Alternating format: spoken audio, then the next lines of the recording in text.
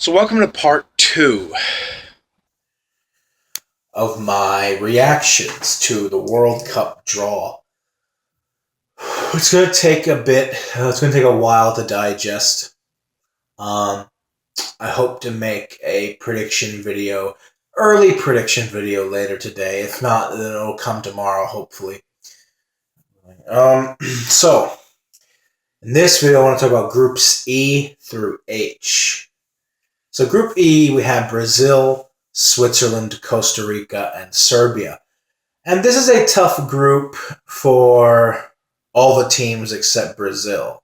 Now, I don't think it's going to be a cakewalk for Brazil necessarily, but I do think Brazil will top this group with at least 7 points. I really don't see them losing a game in this group. So it's going to be a fight between Costa Rica, Serbia, and Switzerland. This group is one of the least exciting ones in my opinion, but it's going to be interesting to see how those other three teams duke it out for just that one spot, while the other two get eliminated and have to be sent home. You look at what Costa Rica did in the last World Cup, and they could do it again. They could get out of this group. This group is not as tough as the one 4 years ago was, but Costa Rica also isn't as good as they were 4 years ago. But it's hard to predict. Then look at Serbia. Serbia always enters a World Cup with a lot of promise and a lot of potential, and a lot of people name them dark horses, and then they completely shit the bed. They have never advanced past the group stages of a World Cup as an independent nation. They had a really tough group back in 2010 and in 2006. They did not qualify for 2014. So this time around, they could do it, but they played Brazil in their last game, which is really not ideal. Hopefully, for their sake, Brazil will have 6 points by the time they meet. It may not play with the same intensity, but we'll have to wait and just find out, to see. And then Switzerland. Switzerland are most people's favorite to come in second. I'm not sure I entirely agree with that. I would have picked them to come in second, but I was not impressed with Switzerland during the playoffs against Northern Ireland. I thought they were really underwhelming. I think they need to get their act together because they came out of a qualifying group that was relatively weak, whereas Serbia, had to deal with harder teams totally. So I don't know. Switzerland looks a little bit dicey, but they do play Brazil in their first game, and they get the hardest game of the group out of the way. And then we have Group F, which is a really interesting, balanced group. Germany, Mexico, Sweden, and South Korea. That's going to be fun to watch. I think this is a very tough group, even for Germany. You look at Germany, they still have to consider them favorites. They play Mexico in their opening match. Again, I think this is great for Mexico because they played in the Confederations Cup. They have the experience of playing Germany, and they're playing them first, so that'll probably, shake them up a bit and make them more prepared for their games against Sweden and South Korea. Sweden, you cannot underestimate Sweden. This is not a Swedish team that is on par with Swedish teams of the past, but this is a Sweden team that did eliminate Italy to get to the World Cup. And then South Korea, in my opinion, is the weakest team entering this tournament. Sorry. Maybe they'll turn on a different gear when they get to the actual tournament itself, but it doesn't help them that they actually play powerhouse and defending champions Germany on the final match day in that group. But this is a really interesting group. You have to think that Germany will most likely win this group. And then second, you would have to think it's most likely a battle between Mexico and Sweden. That'll be an interesting matchup because they play each other in both of their final group games, which will probably most likely determine who advances alongside Germany. But I'm not counting South Korea out. I think South Korea can cause a surprise. South Korea really, they're a World Cup team. Maybe they'll be improved by the time next summer comes. And then Group G, we have Belgium, Panama, Tunisia, and England. This is a group where it could be wrapped up early because Belgium and England play each other in the last match in that group. And who knows, maybe each team by that point will have 6 points each. If Belgium and England both beat Tunisia and Panama, as they both should, then they advance. And the last game between each other is just going to be determining who finishes first in the group. So yeah. I do think, Panama, this is their first tournament. Their first match is against Belgium.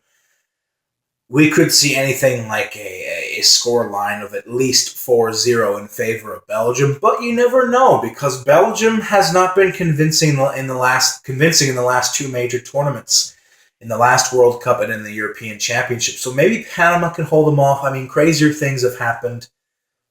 England against Tunisia, look. England was given an easy group in the 2010 World Cup. I still remember tabloids, newspapers, ran with the headline, England, Algeria, Slovenia, Yanks. Yanks meaning the United States. And they took the letters from each of those countries' names and it spelled out the word easy. And look what happened.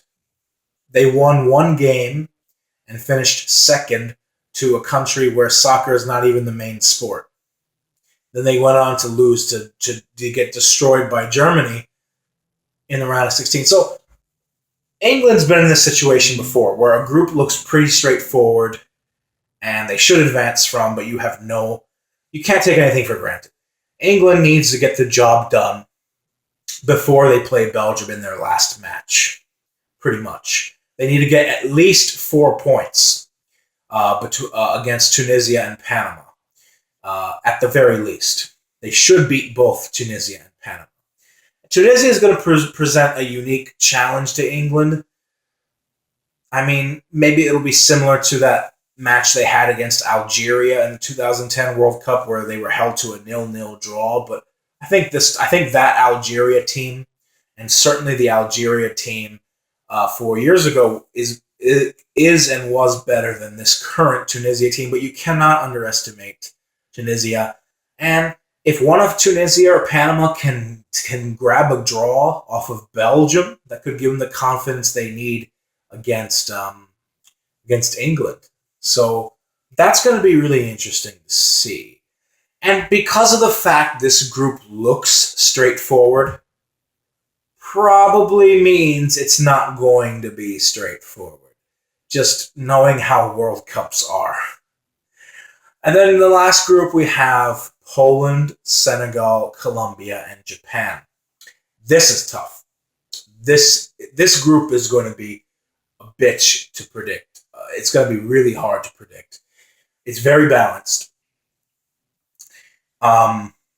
Senegal with Sadio Mane, they were really great in qualifying. Poland with Lewandowski up top, they have arguably the best firepower in this group. Colombia is a team that's also pretty good, but they are also not as good as they were 4 years ago. They finished fourth in South American qualifying. And usually Jose Pekerman's managing can be either a hit or miss, in all honesty. And then you have a team under Vahid Halilhodžić, Japan, who does look better than they were 4 years ago. They had a much better qualifying campaign, winning their group in the final round of Asian qualifying. And there's a little bit of familiarity because Japan was in the same group as Colombia 4 years ago. And maybe this time, if you're superstitious, because it's very rare for teams that were paired together in a previous World Cup to have the same exact result happen if they meet again in the next one. So maybe Japan can get a point from that game versus Colombia. Maybe they can get something out of that. I think they can. And then, so, this is really interesting. In my opinion, The hardest groups to predict are C, D, and H. They're the hardest ones to predict because those are the ones that are the most well-rounded, in my opinion. But I'm excited for this World Cup, guys. I'm really excited. I want to hear your thoughts below. What do you think of groups E through H? I want to read your comments below. And hopefully later today, I'll make a prediction video. And just a heads up, this prediction video will only be early. It's just keep in mind it's early predictions. Between now and the World Cup, you might see me change my predictions 3, 4, 5, 6 times until I finalize my predictions the day before the World Cup begins. But just as a heads up, my predictions, my early hot take predictions coming to you later tonight. There's going to be a few surprises. So I'll see you later. Have a good one. Till then, much love and peace out.